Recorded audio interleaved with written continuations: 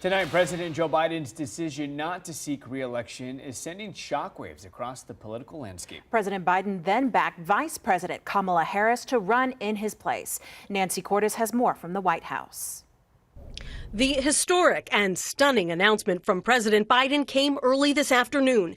In a letter to the American people posted on social media, he said, "While it has been my intention to seek re-election, I believe it is in the best interest of my party and the country for me to stand down and focus solely on fulfilling my duties as president for the remainder of my term."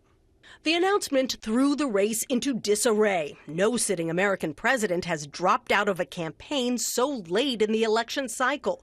In a subsequent post, Biden endorsed his vice president, Kamala Harris. Are we ready to fight for it? Harris, in turn, said she was, quote, honored to have the president's endorsement, and my intention is to earn and win this nomination.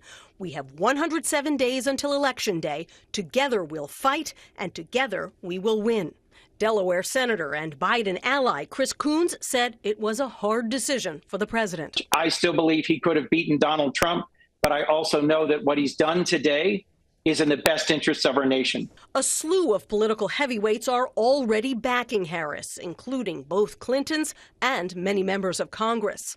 Pressure had been mounting on the president to step aside. A growing number of congressional Democrats called on him to leave the race as the polls worsened, donations dropped off, and the president himself showed signs of a slowdown, both physically and verbally. Look at the heat I'm getting because I named the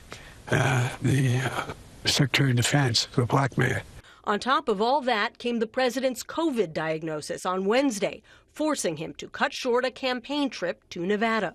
As he recovered at his beach home in Rehoboth this weekend, the calls to step down grew louder. It is time to step aside and turn this over to a new generation. My endorsement stays until he makes that decision. I'm encouraging that. The country's encouraging it. And he has a chance to be an American hero. Even this morning, the president's top advisors insisted he would continue to fight on. And I want to be crystal clear.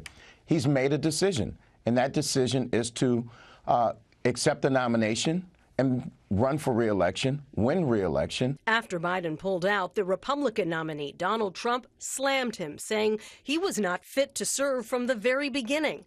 But the Trump campaign privately wanted Biden to stay in the race, thinking he was an easier target. They've now turned their attention to Vice President Harris, attacking her in a new ad out today. Nancy Cordes, CBS News, the White House.